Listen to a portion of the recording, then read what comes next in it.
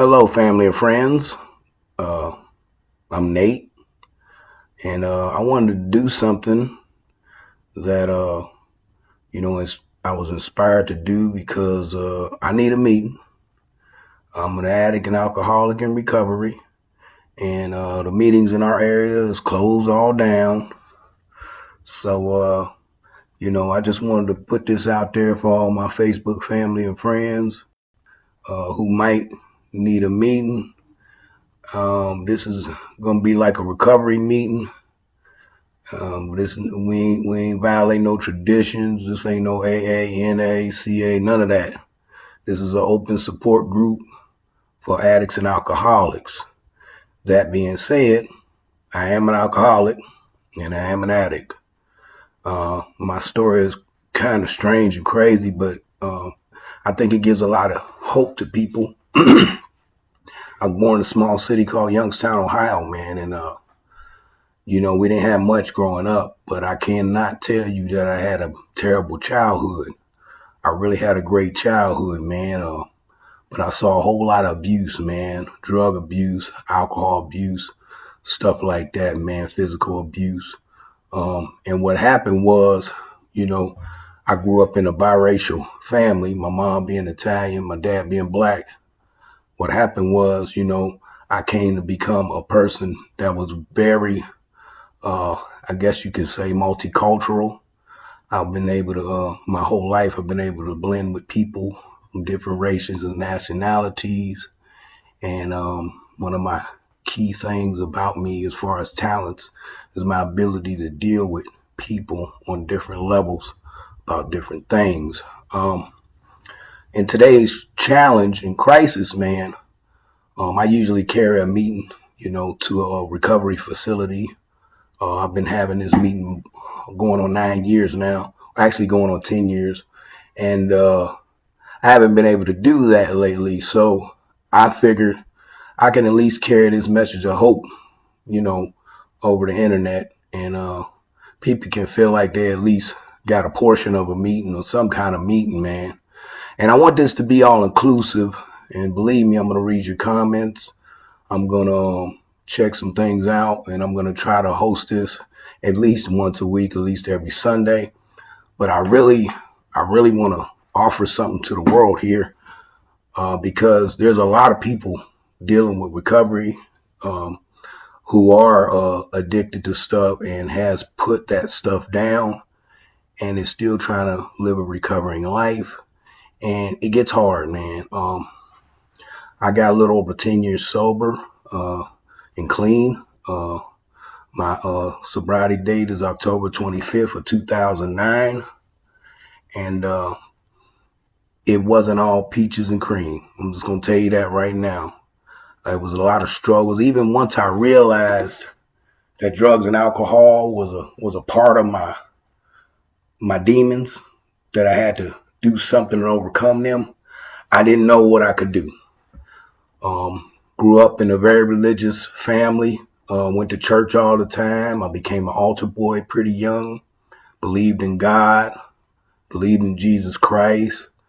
But none of that could save me, man, from the disease of addiction. And the only thing that had any kind of effect on me was when I worked on myself doing the 12 steps. And I say this all the time. I don't push recovery down people's throat because a whole lot of people that need it never get it. This is for people that want it. But I say all the time that I think everybody in the world should do the 12 steps. They are universal. The principles behind the steps are universal. They are not secluded to any one group or anything like that. Certain groups do have the 12 steps as their chief operating system, if you must say. But other groups like this one, we're going to talk about the 12 steps. We're going to probably talk about the Bible. We're going to probably talk about history. There's a wide range of things I could talk about. Back to my story. I was pretty good at school, became a well-educated person by the time I was a teen. And for some reason or another, because of the lack of money and stuff like that, I wanted to get in the streets and hustle. And I realized today that hustling was one of my first addictions. The other first addiction I had was basketball. And I realized through that I'm an extremist, man. Hell, I used to, when I first got hooked on basketball, man, me and a couple partners of mine, man, we would dribble the ball from playground to playground. We would play 5-on-5, 3-on-3, 21, whatever it was, until everybody was done playing. Then we'll dribble the ball to another playground. We'll do this days in a row, man, like we was dope fiends with basketball. But I see how that addictive trait and that extremity was coming out then. And this is before I did drugs. Um, anyway, just growing up, man, I wanted to step out there in the streets because I felt like I could help my mom. She was a single mom. My dad was there for many years of my life, not many in my other brothers' lives, but he was there for 12 years of my life. And I can remember saying, man, I wish this dude wasn't here, because he was very abusive, very aggressive. Alcohol had all but ruined his life with us. And now, today, I feel grateful to have had that experience with him. I feel grateful that he's still in my life and I'm able to see him on the other side. But my mom was single, and I wanted to go out there in the streets, man, and take care of my mom and my brothers, man, and put into the house and family and stuff. And so when I did end up going into the streets, I was extreme on hustling. I was extreme on connecting with different people. And I was extreme, man, and didn't realize I was that extreme. And this is all before I started using drugs. And I did come up. I did make quite a bit of things happen. Did make a lot of money. Was able to be a blessing to probably many people. And all in all, that was an experience that I had that I used to say I regret doing that and I regret messing up my life. And the truth be told, I'm so grateful and happy for the person that I am today that there's no way I would give up any of my experiences. Needless to say, that hustling experience, especially to that extreme, took me to a whole nother place. And you might as well say a whole nother world. That was prison. And in prison, and I was in the Fed prison, not the state, but in prison, there was a whole lot of mental manipulation going on. And I had learned quite a bit from the Federal Bureau of Prisons. Not only that, I continued studying, I continued reading, I continued talking to conscious individuals in there. I continued growing, and I can remember going down saying, man, you know what?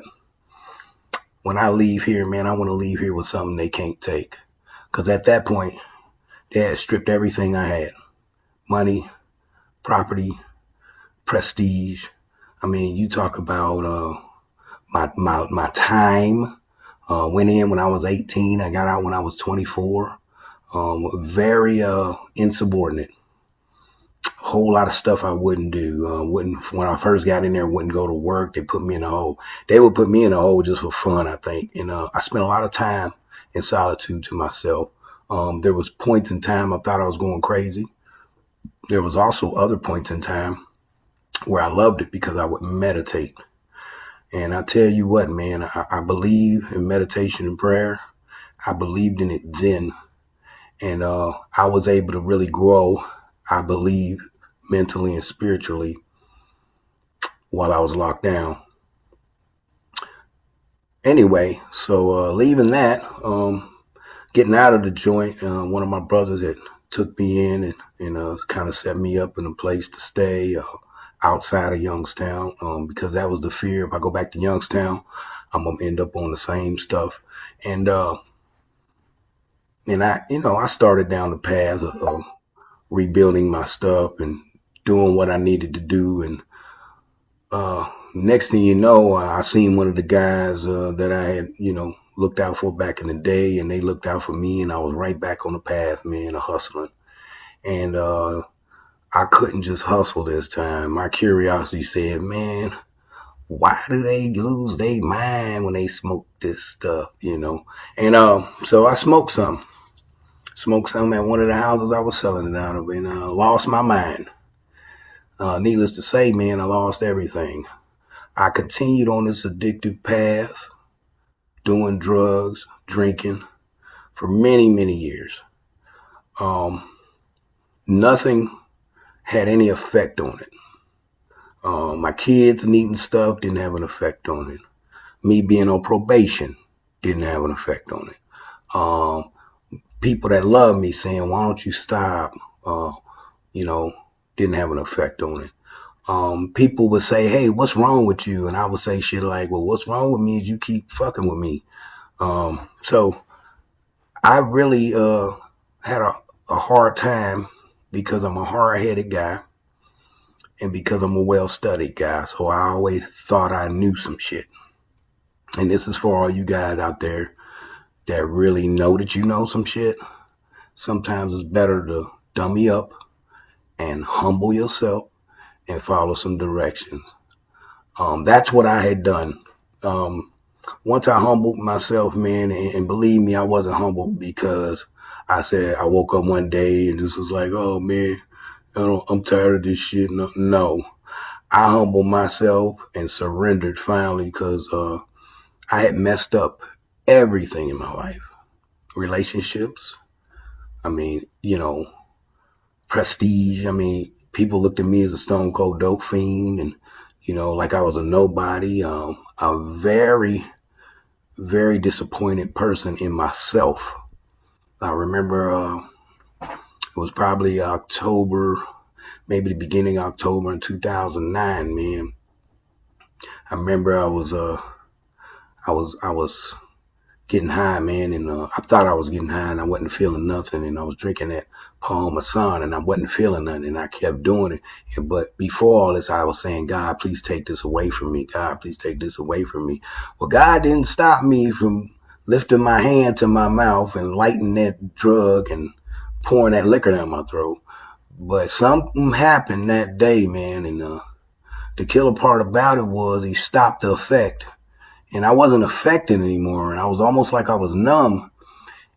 And it was so bad because I had no manageability. I could not manage to put a substance in me and get high drunk. That's how powerless I was at that point. And like I said, this was like beginning or mid-October in 2009. Though I had no effect, no drug had an effect on me, I still couldn't stop for a couple weeks. I couldn't stop. That's how powerless I was, man. And I realized a couple weeks later, I said, man, you know what? I looked in the mirror and I said, fuck you, Nate. Fuck you. I could remember many people over my lifetime saying, fuck you, man. And I'd be like, fuck you. And I never seen that I was the bad guy. And in this particular time, I was definitely the bad guy to myself. So when I looked in the mirror and said that, man, I had knew that I had needed some help. So I called the only person I could call, and that was the guy that had helped me before. And this is my third time getting clean and sober.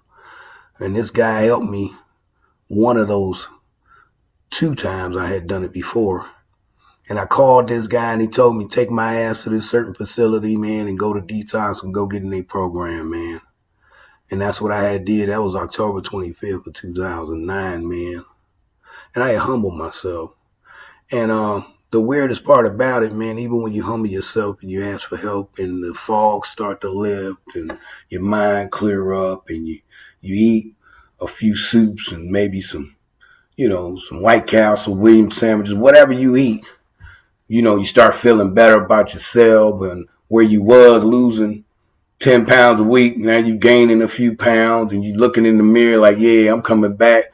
Once that start to happen, man, you start getting real strong ideas. And I had a real strong idea and I called this guy and I said, hey man, we had done this stuff before. Can I just stay on the streets and, do the steps and follow your directions and, work a job? And he said, no, I said, go to detox and get in the program. Click. Thank God. Thank God, man, because my hard-headed ass, boy, my manipulative ass would have manipulated him to say okay and release me out of some shit that I needed. And that's kind of what I want to get to, man. This meeting, class, whatever you want to call it, I think I want to base it on change. Change is the only constant thing in our universe. Something changes quick, something changes slow, but it's definitely change. And the only thing we can do is assist and guide that change to be something we really want to do, or change into people we really want to be. But change I had to do, and when I did begin the steps toward changing, I had to be honest, open-minded, and willing. And that's one of the things, man, that gets me. And I see guys all the time. I talk to people all the time because I'm really in recovery. I'm not like bullshitting. So I even know the traditions, and I know how not to violate the traditions and anonymity. So what I'm telling you is, I see guys all the time. They don't want to be honest. They only open-minded to a certain point. And then they say, oh yeah, I'm willing to do this, and never do the shit. I give paperwork to guys, step work. I can't tell you how many times I'm giving step work to guys. And, it's almost like they put it on the back burner and say, well, I'm going to go to this meeting. I'm going to do the work these people tell me to do, and blah, blah, blah. And I got to say that I was just talking to a guy the other day, and he was saying how the job situation was because of this, corona challenge we in. He was saying, yeah, man, I'm having a problem with, keeping the job or getting a job, whatever. And I said, well, what about that step work? He said, oh man, I got to find it. And I said, don't you know that step work? You doing that step work is an instant raise. That step work is like your hidden $1 million. And that's what kills me, is because once I looked at the step work and I started digging off into myself, yeah, it was not comfortable, man. It's never comfortable to look at your shit. I'm just gonna tell you, and yeah, we gonna do some cussing up in here. So if you don't like the cuss and all that stuff, I'm sorry. Please forgive me, but that step work is your ticket. That's your meal ticket, man. And I'm talking about to change your life to become who you want, to become happy in yourself. And I really expressed that to this guy, and he said, wow, I didn't even think about it like that. And the killer part about it was, you can only offer what you can offer, man. And this is why I'm offering this meeting to people that may need a meeting. And you ain't got to be no crackhead, or you ain't got to be going off alcohol. Everybody has their own vices. If there's challenges in your life, and you need a different way to look at it, or a different angle to get the outcome you want, this is probably going to be a good meeting in class for you. This ain't no, we ain't quoting shit. We ain't up in here, preaching nothing. So I just kind of wanted to introduce myself. I'm probably going to develop this into a better format and, maybe have guests, people sharing their story and how they came, to be who they are, which has overcome a whole lot of obstacles. So anyway, with this introduction meeting, I had got into recovery, man. And I'm kind of jumping all over the place, but that's cool, man. As long as y'all get something. When I did get into recovery, this is how I knew I was an extremist. I had got really extreme with recovery, man. I had got certified to teach recovery dynamics, and my recovery was like, oh, I'm teaching these people. And the guy that was helping me this whole time was saying, hey, man, you still need a meeting too. You know what I'm saying? It's okay if you go teach these classes and do all this and feel like you're helping somebody. but somebody got to help you too, man. And that brings me back to that honesty, open-mindedness, and willingness. It says that we have to be that in recovery, period. It don't say be honest, open-minded, and willing until you get a year or two. It say I got to be honest, open-minded, and willing. So even right now, at 10 years and a few months, man, I better be honest, open-minded, and willing.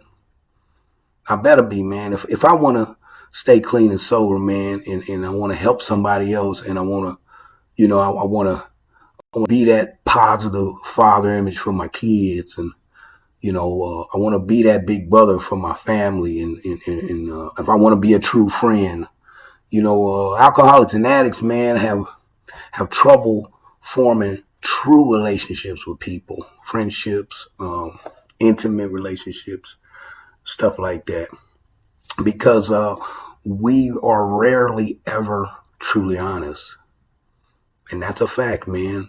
We get some of the greatest women in the world, and we're rarely truly honest with them, and that's kind of a terrible thing. Alcoholics and addicts, and I'm speaking from both perspectives because I am that. If you didn't know, my main drug of choice was crack cocaine, and my other main drug of choice was alcohol. So I'm speaking from true events. This is a true life story. And but alcoholics and addicts, man, we get some of the most major stuff, and we mess it up. I can't tell you how many times I started my life over. Can't tell you that. It's definitely more than I can think of to count now. I can't tell you how many times I went to flat out zero, didn't own anything, didn't have anything, and how many times I blamed the system for it, or other people, or the feds took my stuff. Well, I was selling kilos of cocaine. Hell yeah, they took my shit. And that's the thing, man. My mindset had me in survival mode. And when you're in survival mode, you got things called survival techniques, survival skills. And them survival skills say, man ain't supposed to cry. Shit like that. But when I turned 21, when I was officially called a man, my fucking tear glands didn't dry up. So I don't know how the hell that actually means man ain't supposed to cry, because there's a little shit now, me being in tune with myself and my feelings and my spirit, there's little stuff now that I tear up off of, man. And I don't hide it no more. I used to be like, wipe it up and suck it up and all that shit. Hell no. You ain't no punk ass motherfucker if you feel your feelings. You know what I'm saying? You're a punk motherfucker if you pretend like you don't got feelings. That's where I'm at. And another thing, man, as far as logically, man, why I got to be all feeling all this and all that without thinking about what I'm feeling, man. I do a whole lot of feeling stuff, and I feel a certain way, and I'll pause and I'll think about it, and I'll let it go off in my mind, because I ain't no dummy. I'll let it go off in my mind, and I say, okay, you know what?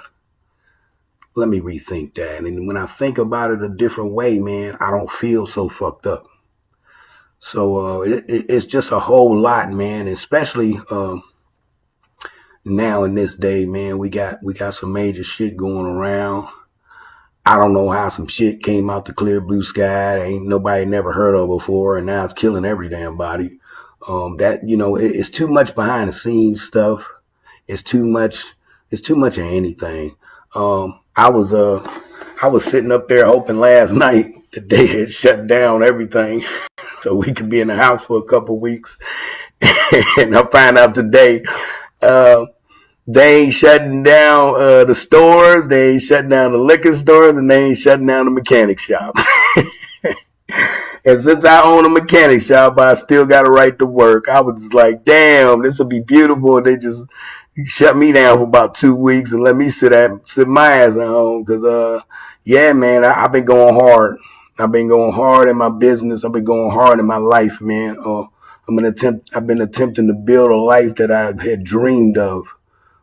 So I'm not even pretending with this stuff, man. This is like a reality for me, man. This ain't no maybe one day type shit, man. And I've been going hard like that. I've been going hard in my recovery, man. I've been staying solid, man. I've been standing on principles, and I just I just feel like people need somebody to talk to and somebody to relate to, more or less. So hopefully I'm giving you this meeting and this heads up thing. It's like a chop up, man. We just relating here, and maybe we can do this more often, and at least every Sunday. I'm gonna try to do it every Sunday. But nevertheless, man, back to my story. So I was doing real tough, man. I was teaching recovery dynamics, and recovery dynamics is like the big book broke down into common terms. So I had learned all that. I was certified to do that. I'm like, yeah, I'm gonna be a drug counselor and a teacher and all this stuff. I was pumped on that. And I had one of my old addictions popped up, man. I had an opportunity to continue to hustle. This time it wasn't drugs, and then I was hustling DVDs, and I was burning DVDs on the people I worked for computer, and that was complete violation. And I ended up getting fired from there. And when I got fired, I looked at that like I had a resentment against them people and recovery.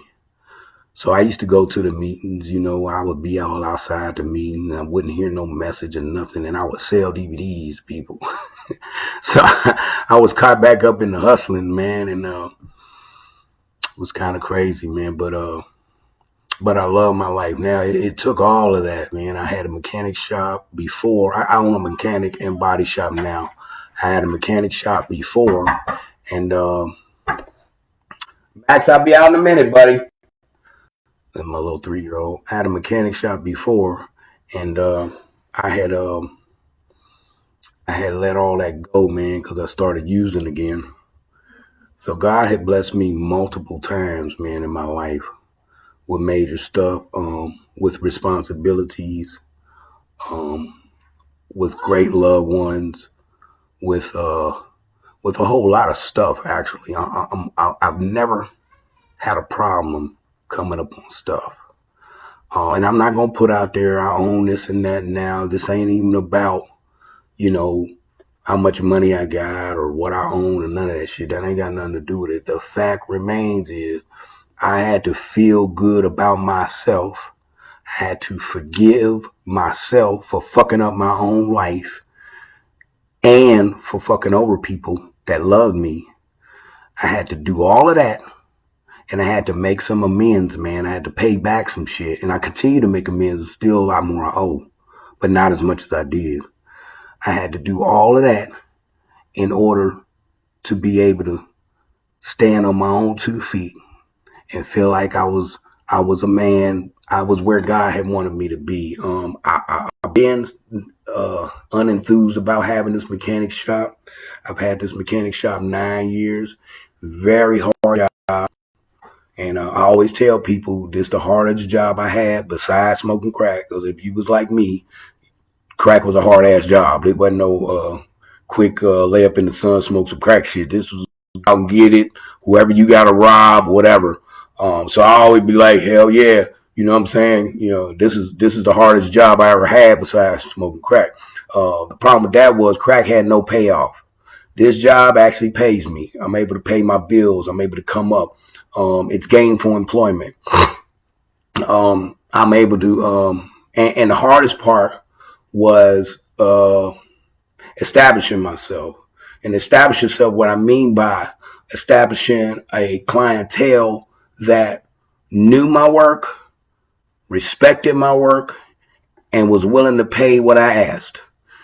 That was hard. So I would always take the cheaper route and say, okay, I'm just going to charge this, which ain't nothing but some crackhead prices in the back of a garage somewhere. But this is a full-blown shop.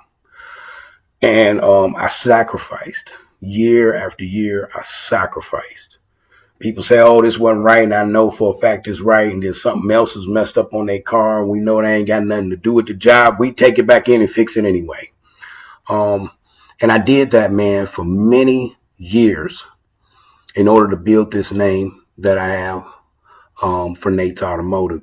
I did that in order that people may trust when you bring your stuff to Nate's Automotive, it's going to be done right, or we just ain't going to do it. And that's one of my motto. It's going to be done right when it leave here, or it ain't going to leave here. Well, that means if it ain't going to leave here, it ain't going to leave here till it gets done right. So I did a lot, man. I did a lot to build that particular business and that brand. And a few years ago, I just got tired of it. It's long hours. I'm dealing with.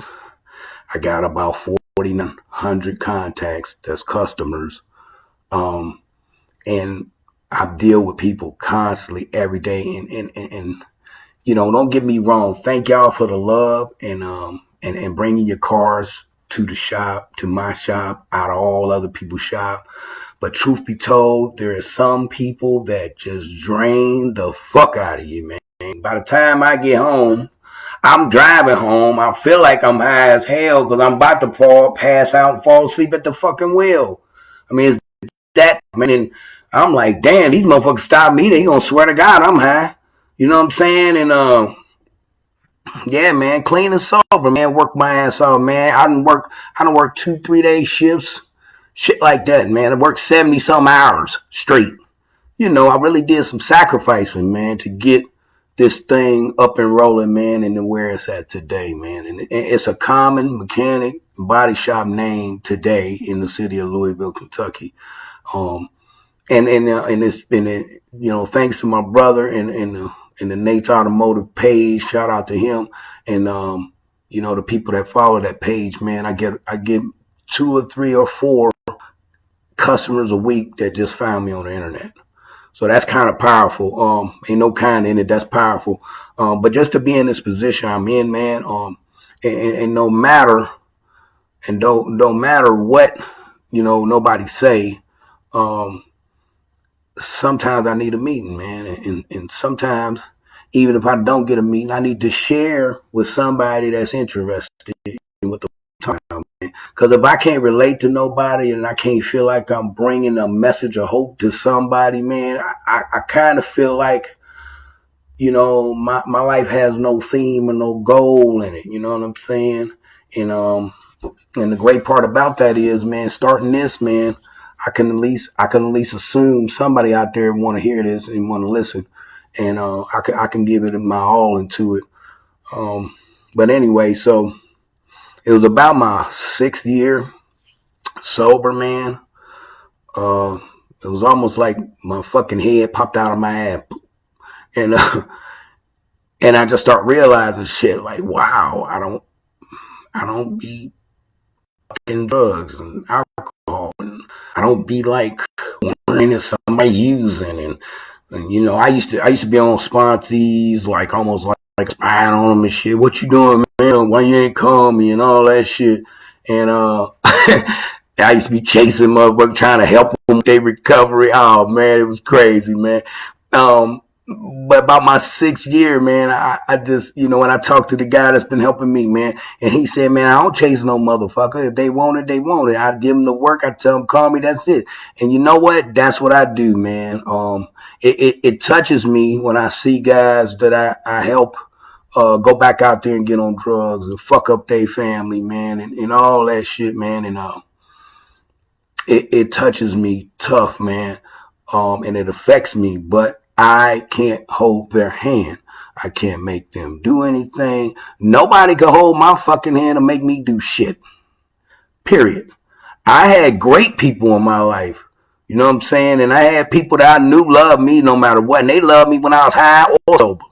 And let me tell you something, man. They could not effectively get me to change. So if you're looking for some change, man, if you need a meeting in your life, man, and everybody shut down, man, tune on into this. And I'm gonna just come and drop it, man. This ain't no scripted thing or nothing. Like I said, I went hard in this thing, and that shit's in me now. It's in me for real. It's in me so tough, man. I could spill this at the drop of a hat, man. And no matter what room I'm in or what meeting I'm in, man, this is just basically my life story. I have no need to lie about a damn thing. I ain't got no need to tell you a story that ain't true or leave out parts or anything like that. The fact remains that some people need a meeting, man.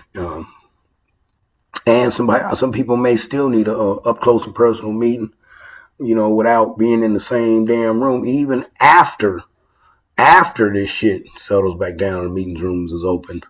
All I'm gonna say is, the truth be told, man, it's a time for everything. So if you are struggling in your life with anything, and you got to change something, and there's a time for that change, you might want to get on the path of changing that shit. And I ain't talking about just, okay, I'm going to pray and hope it come and all that shit. Even when I pray, man, and I let God have it and I go ahead and start doing my normal life has the faith and the belief that something's going to be done and happening, that I'm on the right path to change what I need to change. So, I don't just put all the work I need to do off on somebody else or some other shit. I literally do the work I need to do on myself, man. And I just wanted to put this out there, man. Like I said, for you guys who's just joining, I see a whole lot of people joining. Thank y'all. Love y'all too, man. You guys are just joining. This ain't an AA, NACA, no A group. This is strictly a recovery meeting for life on life terms, man. If you dealing with something in life, man, and tune in and hear somebody's story, man, you may have a shot of hope, man, to get over it. We may come up with some solutions. I want this thing to be open to the world, man. So I'm not trying to limit nobody on nothing they talking about. You can talk about anything from fucking 12 steps to Jesus to whatever. And we'll try to at least talk on something, around that. I'm very experienced with a whole lot of that. And like I said, if I'm able to develop this into something and I can have some guests or whatever, we can, we can keep this thing going. But I had to put something down, man. I had to chop it up some kind of way, man. I had to put something out there for somebody, man, because, I need a meeting, and a whole lot of times in my meeting, I wouldn't even share, I just sit there and listen to people, but I could see how it changed them getting up, sharing their experience, man. And then, I get up and do my thing and it'll change me sharing my experience. So me needing to meet now, I'm just putting this out there so I can at least have an effective change for my fucking life today, man. Anyway, just doing them 12 steps again, man, and doing them real thoroughly and tough. I went on ahead and just followed some good orderly directions. Weirdest thing, I called the guy that helps me. I said, hey, man, I was thinking, man, I need to just go get a different job because I don't want to do that mechanic shit no more. He said, why? I said, because that mechanic shit got me high. He said, motherfucker, the mechanic shit ain't get you high. You got you high. I said, what? He said, damn, ain't no socket wrench picked up no pipe, put it in your mouth and lit itself. I was like, damn, you right. And the guy that helps me, man, is real powerful, man. And I hope he's watching or will watch. Love that guy, man. He taught me a lot, teaches me stuff all the time. He helps me break down my ego, man. And so I ended up getting another job doing mechanic work. When I was in the recovery program, there was people that used to come to the meetings. They used to be my old customers, man, and they would be like, man, I want you to do my brakes this weekend. I want you to do this.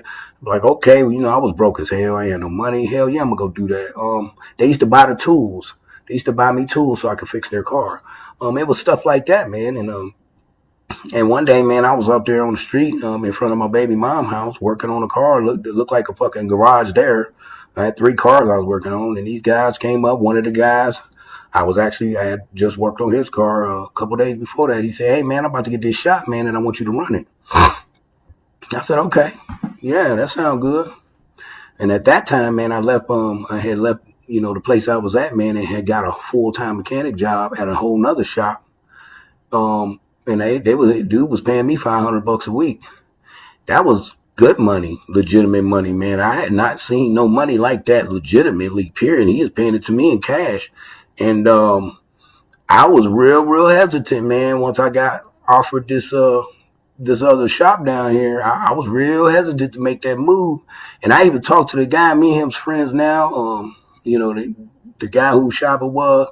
I said, man, what do you think about me doing my own thing? He said, man, you definitely good enough. He said, but this shit ain't easy, bro. It's hard. He's like, you better expect to make some sacrifices. And I had to think about that, man. And first time in my life I had ever gave anybody any kind of notice before quitting the job, man. And I knew something had changed then. First time in my life I ever paid child support happily. I was like, hell yeah, let me put this support in here. Boy, I'm so proud to pay this. I knew something major had changed in my life, man, because I used to hate paying child support. Hell, I used to hate paying anything. I wanted to get high on everything. And yeah, man, I left that guy's shop. I started this other shop, man, from scratch. I had a toolbox and a jack.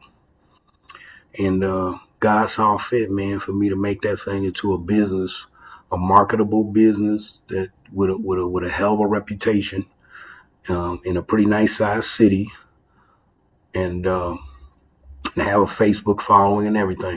By the grace of God, man, and it was a lot to do that, but I've been there, and it was years ago. Guys used to say, man, well, why don't you go do the computer shit? You good at computers. Why don't you go do this and that? And you good at this and that. And I would tell them all the time, man, this is where God got me. And that's the humility part, man. If you could be humble enough to be where you at until something moves you, and that's something I'm talking about is God or your touch with your spirit self, whatever. If you could be humble enough to be grateful and appreciate where you at until you are moved elsewhere, well, I tell you what, your life will change. Your life will change. And my life changed, man, and it's continuously changing no matter how tired I am. And like I said, man, I was hoping to God they shut down everything. I just wanted them to tell me I couldn't go nowhere but to the gas station. I would have been happy. I'd have just been stuck in my big ass house chilling. I'm talking for 2 weeks. No. Hell no. So the mechanic shops are still open.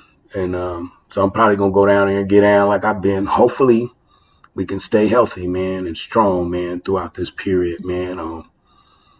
And I was thinking about, let me tax a motherfucker and all that. Hell no, man. My spirit won't let me do that, man. I'm still going to be fair with people. I'm still going to be honest about their shit. I ain't going to just tell them anything. And I think that's why a lot of the 4,900 customers, I think that's why a lot of them come to me, man, because they know I'm going to at least be honest about what the fuck's going on with their car, as honest as I can see. It's a whole lot of stuff we can't see without special machinery and tools and stuff. And they also know that I'm not going to tax the shit out of them. You know what I'm saying? I be fair to the point of what it's going to take me to do this. And then, you can look at the going rate for shit, man, and it's damn near outrageous because it don't take what these people be talking about, man, half the time. Sometimes it's a little more than what they talking about. You run into problems with, people's stuff is so messed up or rusted out, or then you broke a bolt or, some stupid shit. Now you got to drill for 2 fucking days. It's a lot to this, man. But like I said, I'm moving where I'm guided to, man, and I'm staying strong, man, and hopefully staying healthy, man. I just recently got off into some real estate shit. I'm trying to, because I'm really good with my hands on remodeling and stuff like that. So I'm kind of trying to create a couple different incomes, man. So I don't have to rely so heavily on going in here every damn day, getting greased up like a motherfucker. You know what I'm saying? And that's my main thing, man. So anyway, that's where I'm at today, man. I just kind of do what I'm supposed to do on a daily basis. When I make my money, I don't just be like, oh man, I gotta save this, man. I pay who I'm supposed to pay. I pay what I'm supposed to pay. You know what I'm saying? It's a total difference from how I was. However, it is not different from the way I was raised. I was raised to be honest. I was raised to be open-minded. I was raised to shut the fuck up and do what the fuck I say, so follow directions. I was raised like the way I am now. So what killed me was, the tumultuous shit that happened when I started getting high, started changing for survival in the streets, man. So I wasn't raised for survival in the streets, man. I was raised to be happy, to be lovable. I was raised to take care of your brothers, your sisters, whatever, your cousins. I was raised that family was serious and important. I was raised like this. And it just took a whole lot. I put a whole lot of blockers in my life, man, when I started using, man. And when that happened, man, I got all the way away from the person I was. I got all the way away from it. And thank God, like I said, for the 12 steps, and I'm going to say that as often as possible. I believe anybody who has anything going on with their life, who wants to challenge what they honestly know about themselves, who wants to change what they know about themselves, who wants to realize their potential, anybody should do the damn 12 steps. I believe that. And you ain't got to put alcohol in that first step. We admitted we were powerless over alcohol, that our lives have become unmanageable. Because it's a whole lot of shit you could be powerless over, and that can make your life unmanageable. Whole lot of shit. Sex, fucking anything, man. Gambling, just lying. I admitted I was powerless over lying, that my life had become, man. I lied so much that I forgot to lie. Now I can't even manage to figure out what the fuck I told this person so I don't tell this person. You know what I'm saying? Anything could be like that, man. And so I think that should be one of the main things. Those 12 steps have principles that are universal to our growth and recovery. And so man, that's the main thing with my life right now, and with my recovery right now, man, is what can I offer into the stream of life, man. And in this meeting, this class, whatever you want to call this chop up session, man, this is me offering out into the world. I've never done this before, and that's okay. But this is me offering out into the world through the best media I know, an opportunity, you know what I'm saying, for somebody to feel something and work on their own change, man, to get better, man. And there's a lot of people that came into my life since I started getting better. And there's a lot of people, believe it or not, that wants to see you successful. Yeah, we got haters like a motherfucker. But that don't mean I gotta stick with them haters. I don't gotta stay around them damn haters. I don't gotta be like, satisfy their ass. There's a lot of people that I know that care deeply about me and would love to just see me successful, or just see me make it. And I already feel successful, man. I feel like a successful black man in the United States of America. That's how I feel like. I've overcome many obstacles. I was shot before. When I was 17 years old, I was shot. I overcame that obstacle. I couldn't eat. I couldn't digest food correctly. My bowels didn't work right for a few years after that. Went to prison.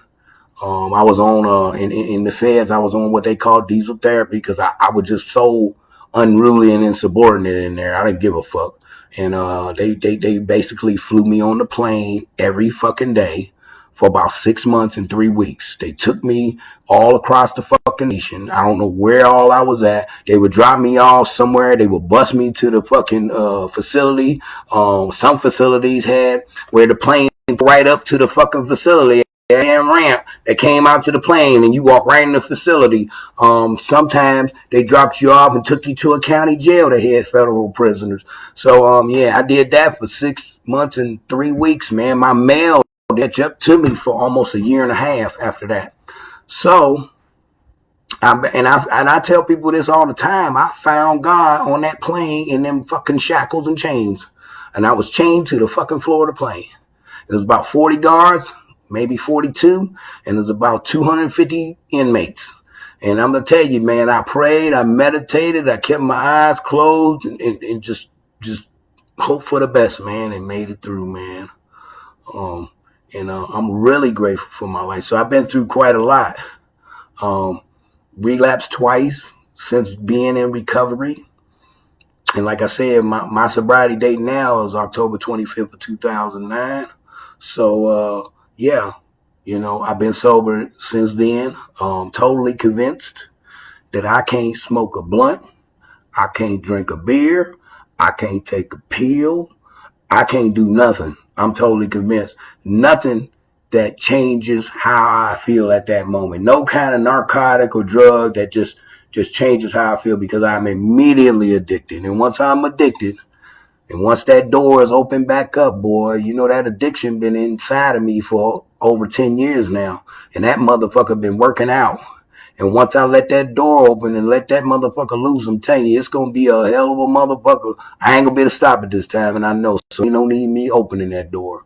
So I had to do something to continue on in my step, man, in keeping things real, man. And seeing all these comments, love y'all. Like I said, this is my first time doing this.